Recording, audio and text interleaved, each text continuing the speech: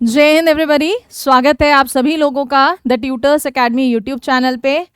अगर आप हैं एनडीए एस्पिरेंट और सीरियसली फर्स्ट टाइम में ही आप चाहते हैं कि आपका पेपर क्वालिफाई हो जाए एंड सबसे बड़ा क्वेश्चन आपके सामने घूम रहा है कहाँ से तैयारी करें, कैसे तैयारी करें, तो आपने अपने सीनियर से पूछा, अपने मेंटोर से पूछा, सभी ने आपको सजेशन दिया भैया बेस से शुरुआत करो, बेसिक से जाओ और लेवल बढ़ाते चले जाओ। और उस बेसिक में बहुत सारों ने आपको सजेशन दिया कि सबसे पहले एनसीईआरटी कर लो। तो आज मैं इसी क्वेश्चन को आपके लिए डिस्कस करने वाली हूँ, क्या वाकई एनसीईआरटी करके एनडीए का पेपर क्वालिफाई हो सकता है? Is it practically true? और करें तो किस तरह से एनसीईआरटी की जाएगी? तो ये वीडियो बहुत बहुत इंपॉर्टेंट है न्यू स्टूडेंट्स के लिए जिनका ये फर्स्ट अटेम्प्ट है। बच्चे, अगर आप न्यू कमर है, फर्स्ट अटेम्प्ट है, तो एनसीईआरटी तो आपने 11th-12th में भी पढ़ी है, लेकिन उसको आपने पढ़ा है डिस्क्रिप्टिव पॉइंट ऑफ व्यू से।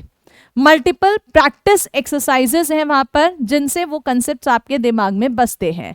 लेकिन अब आप जा रहे हो NDA. NDA is not your academics, it is a competition जिसमें आप सबको पता है लगभग 6-6.5 लाख बच्चा पेपर दे रहा है। फाइनली केवल और केवल 400, लगभग 400 बच्चे ज्वाइन करते हैं। रिटर्न का जो रेशो है 10,000 बच्चे ही लगभग क्वालिफाई कर पाते हैं। तो कहीं तो कुछ स्ट्रैटेजी होगी ना। अगर एनसीईआरटी पढ़ के ही पेपर क्वालिफाई हो जाता तो सारे ही नहीं क्वालिफाई कर जाते, इतना कम रेशो क्यों है?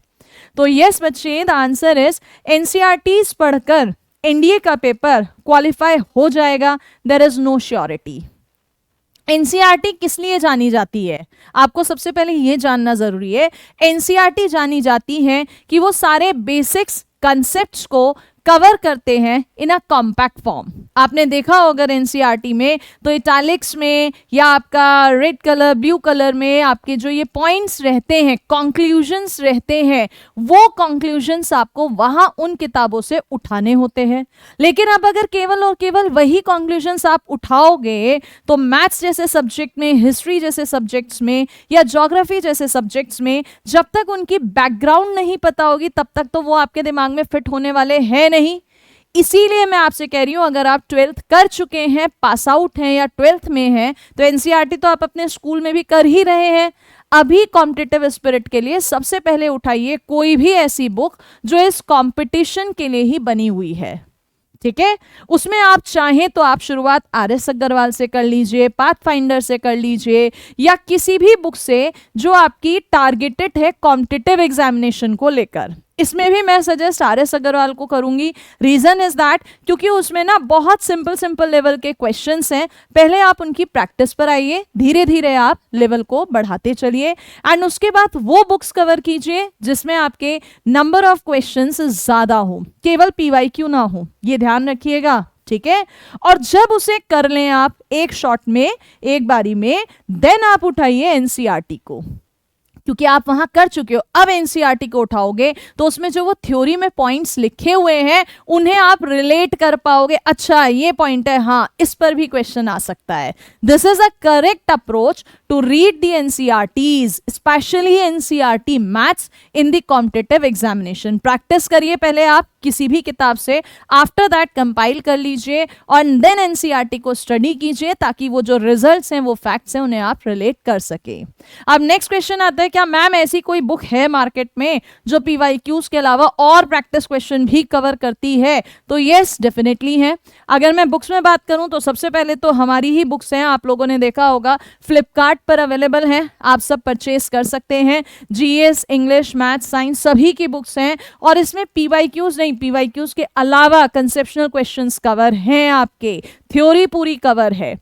साथ ही में आप जो भी मेंटोर से पढ़ रहे हैं, जहां भी आपने ज्वाइन करा है, वेदर ऑनलाइन बैच आपने ज्वाइन करा है या आप ऑफलाइन ज्वाइन करना चाह रहे हैं, वो भी आपको काफ़ी हेल्प करेगा।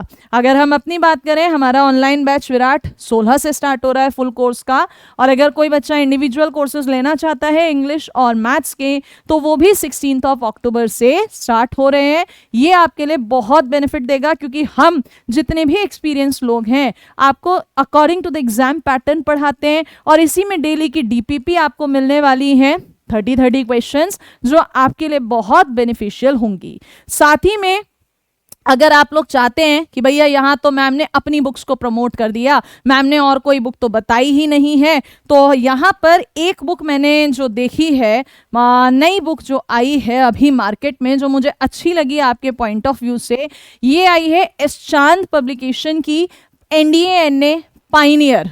मतलब मैंने पूरा इसको देखा है। इसका जो सबसे बढ़िया सबसे स्पेशल फीचर है ना, मैथ्स के साथ साथ GS, मतलब ये एक तरह का पूरा किट है। GS को भी इन्होंने बहुत ही शानदार तरीके से कवर कराया, चाहे वो फिजिक्स है, साइंस है, आपका इंग्लिश है, सब कुछ। प्लस दी एंड इनका एक स्पेशल फीचर जो मुझे बहुत अट्रैक्ट किया, बुक में PYQs हैं, लेकिन उसके अलावा न्यू क्वेश्चंस की प्रैक्टिस कहाँ से करें, तो इन्होंने इधर ये क्या दे रखा है, एक स्कैनर दिया, आप इसे स्कैन करेंगे, इनके ऐप पर जाएंगे और हर एक्सरसाइज के लगभग 100 क्वेश्चंस विद एक्सप्लेनेशंस वहां पर हैं जो आपको फायदा पहुंचाएंगे। तो एक बुक है पाइनियर, आप इसको परचेज कर सकते हैं, मर्जी आपकी है। अगर मार्केट से बुक ही खरीदना चाह रहे हो तो व्हाई नॉट दैट वन, जो मेरी नजर में अच्छी है। उम्मीद करती हूँ ये काम आएगी। और ध्यान रखना फिर से, केवल NCERTs करके पेपर क्वालिफाई हो पाना थोड़ा सा मुश्किल है, आपको कॉम्पिटिटिव बुक्स भी करनी पड़ेंगी। सो मिलेंगे इसी तरह से आपके साथ नेक्स्ट वीडियो में, तब तक के लिए जय हिंद।